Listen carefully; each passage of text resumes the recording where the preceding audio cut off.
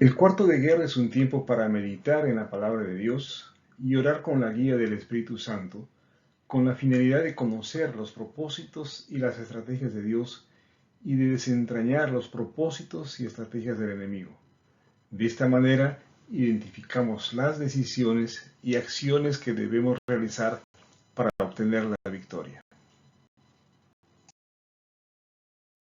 Estamos trabajando con la premisa de que el propósito de vida es muy importante para nosotros y para el plan de Dios, y que por lo tanto hay una lucha espiritual que se cierne en torno a ella, tratando de evitar que identifiquemos y vivamos conforme a ese propósito.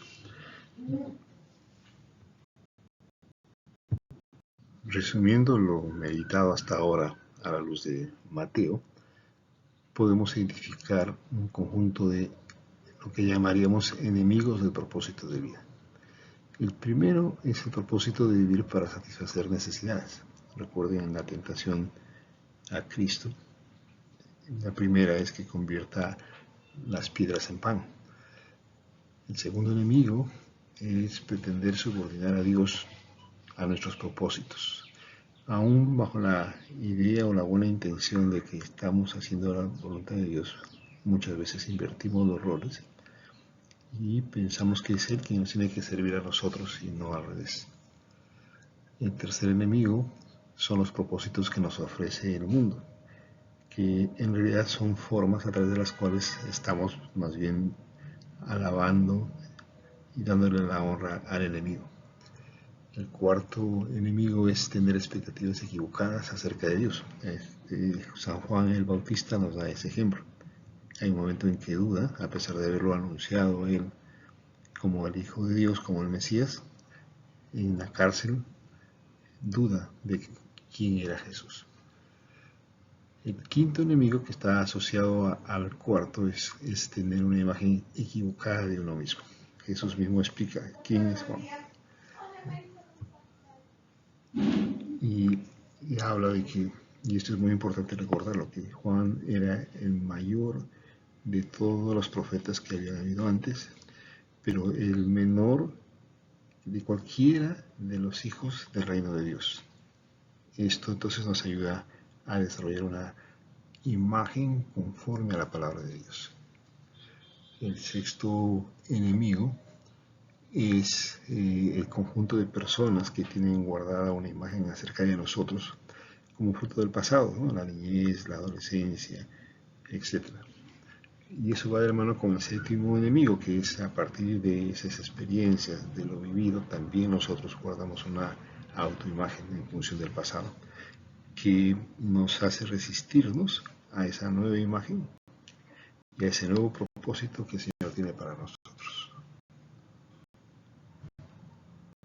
Pueden observar, la lucha en torno al propósito de vida se centra en un tema de identidad o de imagen.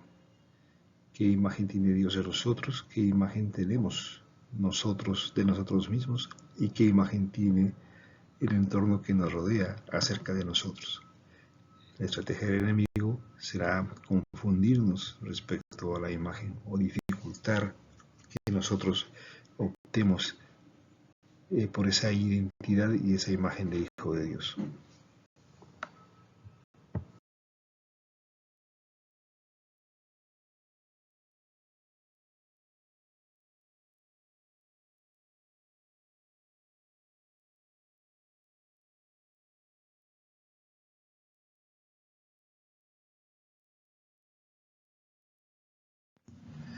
Con esa idea en mente vamos a estudiar Mateo capítulo 16 desde el versículo 13 al 20. Jesús les pregunta a sus discípulos, ¿quién dice la gente que es el Hijo del Hombre? Nos llama la atención en primer lugar que él está preguntando ¿qué dice la gente? Es decir, la gente, la opinión de la gente, la opinión de todos los que nos rodean, la opinión de los demás, constituye de una manera u otra en una fuente importante de información para que nosotros también nos formemos nuestra propia opinión. Este pasaje nos dice que cuando consultamos a la gente, lo que vamos a tener es varias respuestas. Algunos dicen que era Juan el Bautista, otros que Elías, otros que Jeremías y otros que algún otro profeta. Entonces, acá nos muestra que cada persona tiene una perspectiva, una forma de ver las cosas, de modo tal que el conjunto de ellas no vamos a tener una idea única, ni mucho menos una idea clara, ¿no? Sino diversas opiniones, diversas perspectivas. Y eso es muy importante que lo tomemos en cuenta, ¿no? Lo que dice la gente. Y nosotros estamos incluidos dentro de ese conjunto llamado gente, porque también tenemos nuestra propia posición, nuestra propia opinión, nuestra propia perspectiva, nuestras propias necesidades, nuestros propios intereses. Eso hace que seamos uno más de ese conjunto de personas que tiene una opinión. De allí no vamos a sacar nada concreto. Entonces es importantísimo que, en primer lugar, aplicándolo en términos personales, como parte de la lucha espiritual, es que reconozcamos que nosotros tenemos nuestro sesgo, nosotros tenemos nuestra forma de ver las cosas, nosotros tenemos, por decirlo de alguna manera, unos lentes propios con los cuales miramos las cosas, y cada uno tiene lo suyo. Importantísimo darnos cuenta de eso. Asimismo, es importante también tomar posición respecto a estas fuentes de información, que muchas veces le hacemos caso. Y ahora con los medios de comunicación esto es algo muy utilizado, ¿no? La manipulación, la desinformación, el engaño, etcétera, son moneda frecuente en estos días. Por lo tanto, parte de nuestra lucha espiritual es estar atentos a lo que dice la gente. Y muchas veces también nosotros utilizamos esto, ¿no? Cuando no queremos dar una opinión propia, decimos, están diciendo que, la gente dice que, me han dicho que. Eso no contribuye en nada a conocer la verdad, a aclarar las cosas o mucho menos a tomar decisiones. Entonces, este es un punto muy importante como punto de partida para que podamos nosotros estar firmes y claros en esta lucha espiritual. Cuidado con lo que la gente dice y cuidado con que pongamos opiniones nuestras a nombre de la gente, cuando eso lo único que hace es añadir más confusión. En segundo lugar, Jesús hace la pregunta que corresponde. ¿Y ustedes quién dicen que soy? ¿No? Hay una diferencia entre qué dice la gente que soy y lo que cada uno de nosotros decimos que soy. Esto pone en relevancia que para Dios lo más importante es lo que uno dice. Esto pone en relevancia que en nuestra relación con Dios y en el entendimiento de la verdad de Dios es muy importante que uno salga al frente y diga qué piensa, qué decimos nosotros que es Él. Bien, no lo dice la Biblia, pero uno podría suponer que si los discípulos se dejaban llevar solamente por lo que dice la gente, entonces se habría armado una gran confusión entre los propios discípulos de Jesús. Entonces, para Jesús lo más importante es qué es lo que ellos dicen, qué es lo que ellos piensan. Para Jesús lo más importante es escuchar la posición de ellos, la opinión de ellos. Y eso también debe ser otra regla importante en la lucha espiritual, ¿no? Que tengamos por norma que para nosotros lo relevante, lo único válido, no digo verdadero, sino válido, es lo que la persona nos dice a nosotros directamente, ¿no? Porque a veces sucede que esa persona nos dice A, pero luego escuchamos que la gente dice que esa persona está diciendo B. Y le damos el mismo peso a lo que la gente dice y a lo que esa misma persona nos dijo a nosotros directamente. Bien, ya hemos demostrado en el versículo anterior que lo que la gente dice no es algo cierto, único ni claro, porque cada uno de nosotros le añade cosas. Es el famoso juego del teléfono malogrado. Entonces la regla práctica en la lucha espiritual es que para mí lo que me importa es lo que cada uno de ustedes me diga a mí, y lo mismo a ustedes. Lo que les debe importar es lo que cada una de las personas les dice directamente a ustedes. Cuando yo presto oídos a lo que los demás dicen, me generan confusión, me generan dudas, me generan sospecha, me generan inseguridad, etc. Y lo mismo tienen que aplicar esa norma para cada uno de ustedes.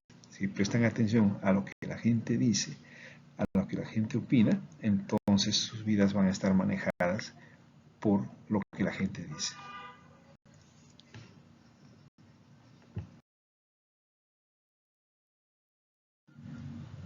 Simón Pedro contestó: tú eres el Mesías, el Hijo del Dios viviente. Más allá de la afirmación que hace Pedro, me llama la atención que ante la primera pregunta que dice la gente que soy yo, no se identifica o no se personaliza la respuesta, ¿no? La respuesta es en general, los discípulos empiezan a decir Bautista, Elías, Jeremías, etc. No personifican o no le dan nombre propio a cada una de las respuestas. Pero cuando Jesús dice, ¿y ustedes qué piensan? Entonces sí se registra quién es el que responde. El que responde es Simón Pedro. Uno puede preguntarse por qué fue Simón, por qué no fue Juan, o por qué no fue Santiago. O uno puede preguntarse, Juan y Santiago estaban de entre los que se dejaban guiar por lo que la gente dice y no la tenían clara. Solo Pedro tuvo la visión. Bueno, esas cosas no están descritas en el pasaje, por lo tanto no podemos ocuparnos de ellas. Lo más importante es que Pedro sabe que él tiene que tener una respuesta personal a Dios y nos deja esa misma lección a nosotros. Uno tiene que tener una respuesta personal a Dios. Uno tiene que ponerse frente al cara a cara y decir lo que uno piensa. Creo que acá hay un bonito ejemplo de lo que es estar delante de Dios, de lo que es estar cara a cara con Él.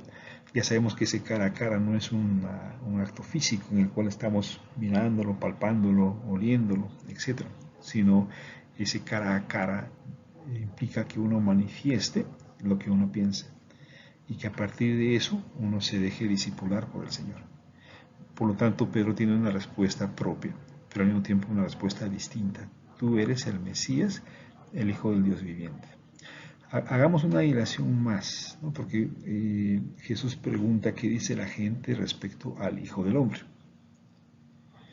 ¿no? Entonces está Jesús invitando a que ellos miren a Jesús, el Hijo del Hombre, qué dicen acerca de él.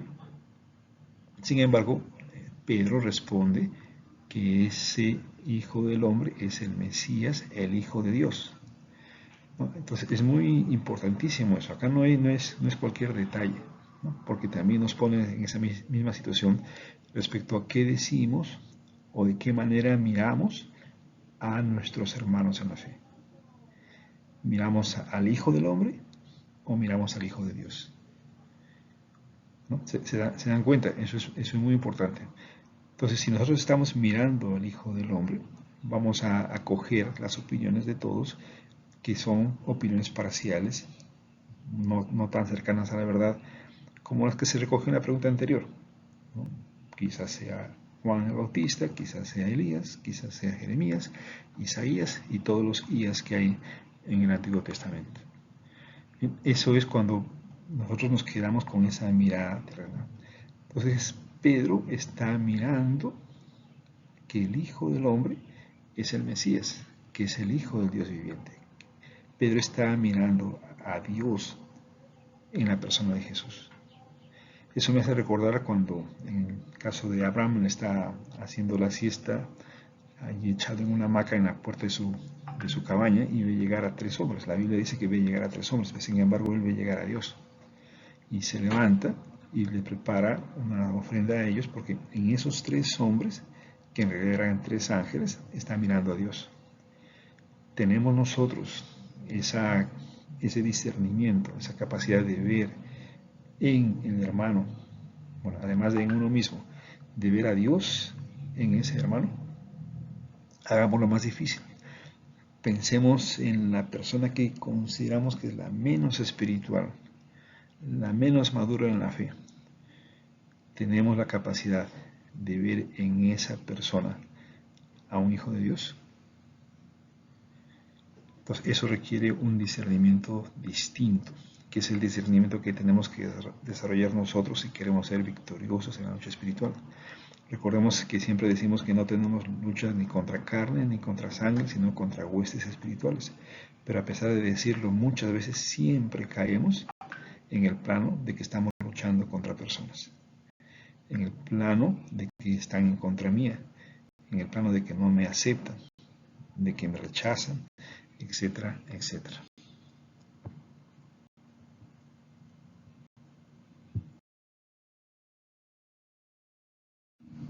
Jesús le respondió: bendito eres, Simón, hijo de Juan, porque mi Padre que está en el cielo te lo ha revelado.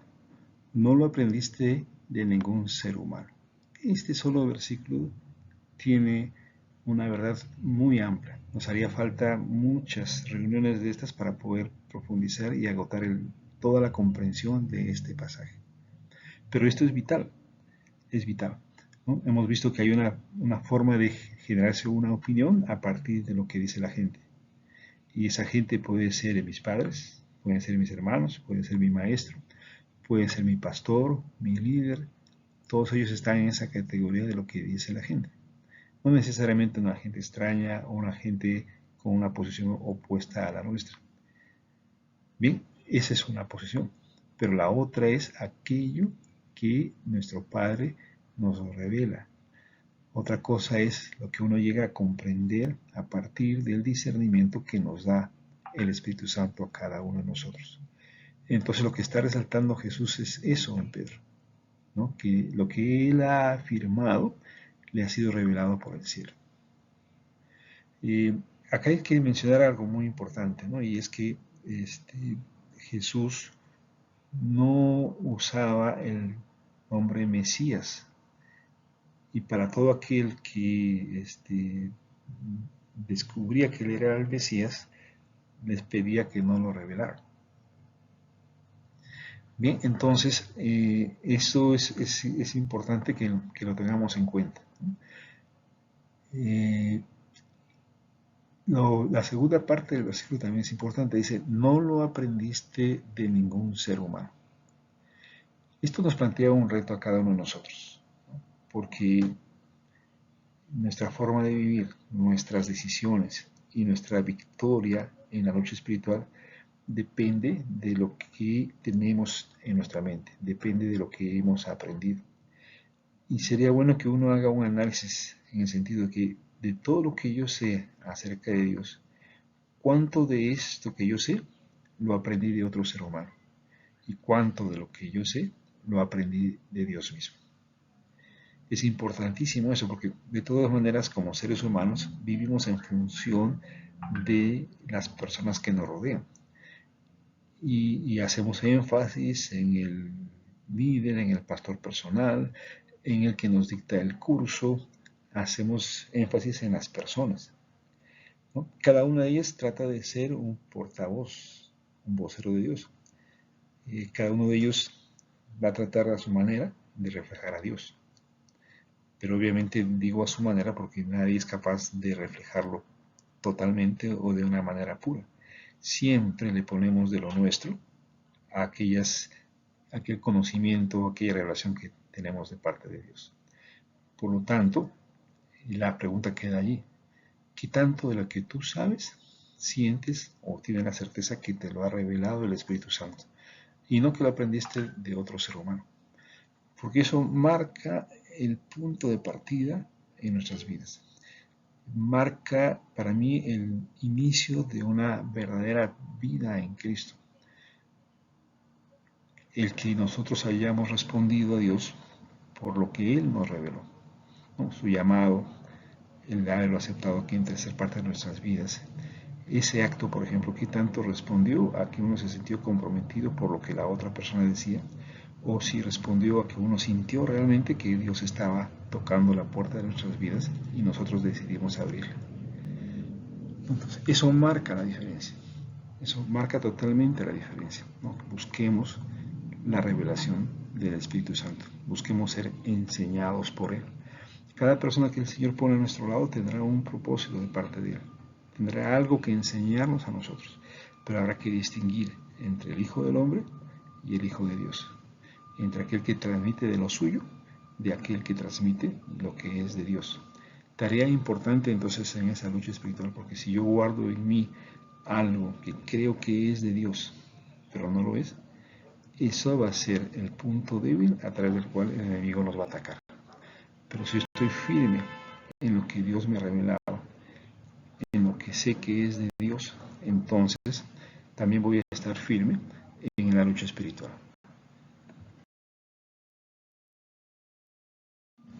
Pedro ha recibido una revelación. Pedro habla en función de esa revelación. Lo que él ha recibido de Dios lo está confesando. Pero eso le abre a Pedro una nueva etapa y una nueva comprensión de las cosas. Recuerden que él se llamaba Simón, ¿no? Y Jesús le dice, ahora te digo que tú eres Pedro, que significa roca. Y sobre esta roca edificaré mi iglesia, y el poder de la muerte no la conquistará. Ahora Jesús está trabajando en el corazón de Pedro, ¿no? A aquel al que llamaban pajita, a partir de ahora lo van a llamar roca. Entonces fíjense cómo a través del nombre, Cristo o el Espíritu Santo empieza a trabajar el desarrollo de una nueva identidad, esa nueva criatura, ese Hijo de Dios. Tú eres ahora roca. Y ese nombre está asociado con el propósito. Dice, y sobre esta roca edificaré mi iglesia. Y el poder de la muerte no lo conquistará, no la conquistará. Es decir, aquella iglesia que Dios quiere que sea suficientemente poderosa para que el poder de la muerte, es decir, para que Satanás no la conquiste, está constituida por rocas, rocas vivas. Muy alusiva a nuestra denominación, piedras vivas. ¿Se dan cuenta de lo importante y revelador que es este hecho? Pero bueno, volviendo al punto de Pedro entonces. Jesús le está cambiando de nombre porque a través del nombre está desarrollando una identidad y a través de esa identidad está afianzando un propósito. Entonces no perdamos de vista esta relación. ¿Qué nombre tenemos? ¿Qué propósito tenemos? ¿Qué imagen está desarrollando Dios a través nuestro? Por eso que así como Pedro, así como Abraham, cada uno de nosotros tiene que tener su versículo promesa a través del cual Dios le está diciendo quién es uno y también le está diciendo cuál es el propósito que Él tiene para nuestras vidas. Ese versículo tiene que ser la base de nuestro propósito, la base de nuestra vida. Y a partir de ello entenderemos lo demás, porque así como le está dando un nombre, así como le está dando un propósito, Dios le está dando los recursos para cumplir con ese propósito. Dios le está dando los recursos necesarios, la autoridad necesaria. Por eso en el versículo 19 dice, y te daré las llaves del reino del cielo.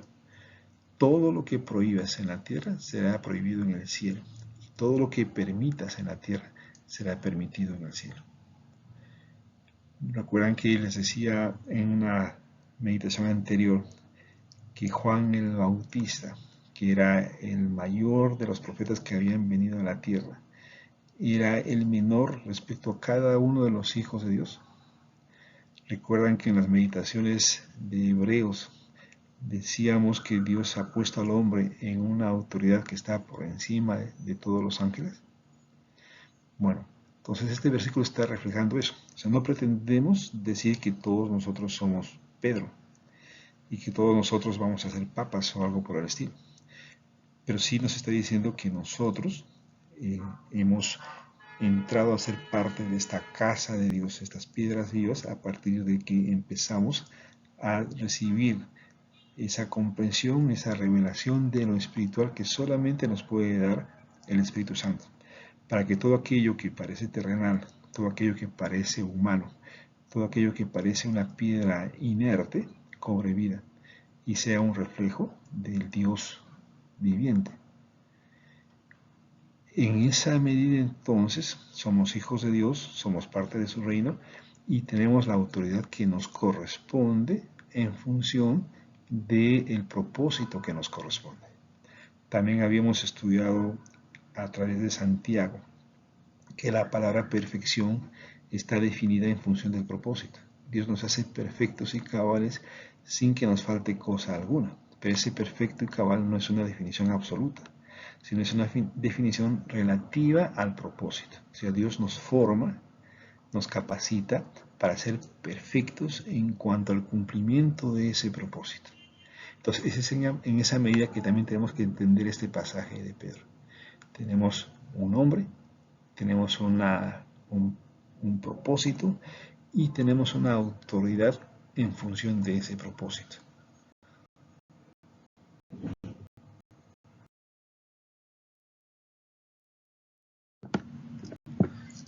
Finalmente, Jesús le dice, y ojo con el texto, dice, les luego advirtió severamente a los discípulos que no le contaran a nadie que él era el Mesías. Repito, advirtió severamente. O sea, hay un énfasis muy fuerte de Jesús instruyendo a sus discípulos que no contaran a nadie que él era el Mesías. Y esto nos revela, primero lo que ya venimos enseñando, que hay un nombre asociado a un propósito. Mesías es uno de los nombres de Jesús, pero está asociado al propósito, ¿no? Que él, siendo hijo de Dios, viene para constituirse en nuestro Salvador. Bien, ese es el propósito. Entonces él tiene que cumplir con ese propósito, pero estratégicamente él va a revelar que es el Mesías en el momento oportuno, no antes. Y estratégicamente fue revelándoselos a quienes dentro de su estrategia era necesario que lo supieran. Por ejemplo, a una de las primeras personas a las cuales le manifestó que él era el Mesías fue a la mujer samaritana. Y es muy importante porque antes que se lo revelara a sus discípulos, se lo revela a una persona que no era parte de los discípulos, ni siquiera era parte del pueblo judío, era una samaritana, ¿no? Entonces, él está dándonos ahí una lección muy clara de que su labor como Mesías implica para nosotros un ministerio que va más allá del pueblo judío. Ya nos estaba adelantando que su mensaje como Mesías, su obra salvadora como Mesías, tenía un alcance para toda la humanidad. Entonces, acá está claramente reflejada la estrategia. Seguramente frente a los hechos futuros que hablan en torno a la manifestación del anticristo, en torno a esa creciente lucha espiritual que se va a sentir, o a esa gran tribulación que se va a vivir, y la segunda venida de Cristo, hay una serie de hechos estratégicos que no están siendo totalmente revelados en este momento. De hecho, Jesús dijo que nadie sabía cuándo vendría Él, porque es parte de la estrategia. Entonces hay que ir siempre y ir de la mano con las estrategias que el Señor nos revela para que podamos estar firmes, atentos y bien preparados para la lucha espiritual. En conclusión, estimados guerreros, el Señor nos está dando un nombre, nos está dando un propósito y nos está dando recursos para que podamos cumplir con ese propósito. Estemos atentos a todos los enemigos que hacen o tratan de impedir que sepamos quiénes somos, que sepamos cuáles son nuestros propósitos y obviamente que no vivamos conforme a ese propósito. Estemos entonces alertas y veamos que el enemigo no se salga con la suya. Bendiciones para todos.